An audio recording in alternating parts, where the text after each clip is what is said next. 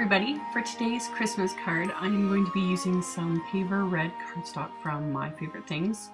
So to start off with, I'm taking the full sheet of 8.5 by 11 cardstock and cutting it in half, like portrait wise, and then I'm going to cut one of those halves in half again, and then one of the pieces I'm going to die cut with the new soon to be released Chevron cover-ups Dynamics. There will be a link to this in my blog. The link won't go live until November 12th, 2013 at 10 p.m. Eastern Standard Time. That's when all the new products are being released. And this die, I had to do a video on it because it's so much fun to play with. Like I love the look of it. And it's just, oh, I could have made cards with it all day. It was just crazy. So ran that through my Big Shot and die cut the cardstock. And then I grabbed a piece of pattern paper. This is just from a Kaiser Craft pack that I think I bought last year. I'm not even exactly sure. I found it in my stash and I thought it would look so pretty with this shade of red.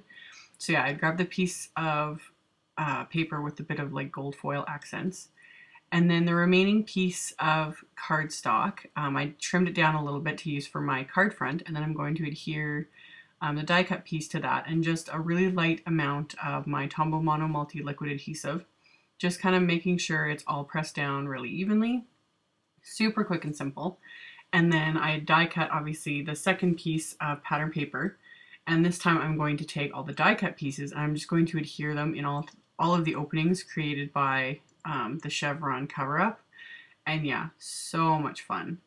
So you could do this one of two ways. You could actually just layer the die cut cardstock over a piece of pattern paper rather than like adhering all these, but I found with this one this is still really quick and easy because they're such big pieces. And I just like the cool inlaid look it gets. Like people that don't know like how these dies work or don't craft think this is really cool. Like my husband thought that was really neat and was like totally confused on how I did it.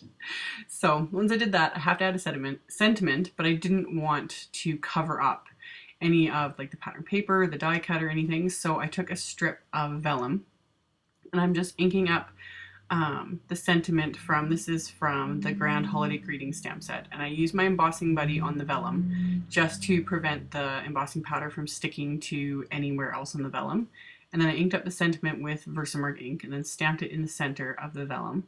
And then I'm just going to use some detail gold embossing powder, and I always use my little coffee filters to funnel all the powder back into the container. And then yeah, I'm going to heat that up with my heat tool. So pretty on the vellum. I just really like, and it melts so nicely on vellum too.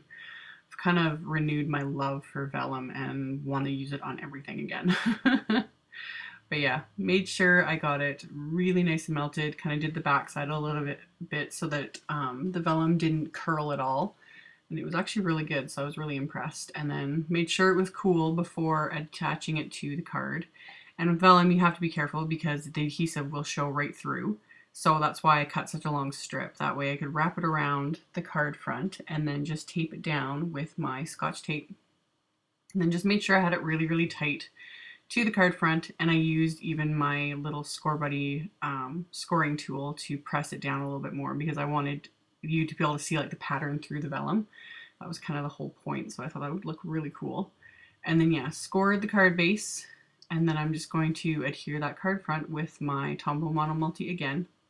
Mostly just because it was handy. I usually use my ATG, but since I already had the adhesive out, might as well use it. And yeah, that's it for the card front. Just kind of letting the dynamic like take center stage there. And then on the inside of the card, I just grabbed another piece of pattern paper from the same pack, this one without any foil accents or anything. And then I'm using just another sentiment from the Grand Holiday Greeting set and inked it up with the Paver red ink and stamp that at the top of the paper. And then I'm just going to add a strip of the foil paper that I already had sitting out from trimming it down for die cutting. And then I had this little random strip of the Paver red cardstock again left over from like trimming down, I think, the card front. I wasn't exactly sure where I was going to put it. Like I was going to like frame the kind of the sentiment or whatever, but decided to just add it over the little foil accented paper. And that's all there was to it. So I'm going to adhere that to the inside of the card, and that's it. So I'll post a link below to my blog with links to all the supplies used. Thank you guys so much for watching, and I will see you all next time. Bye!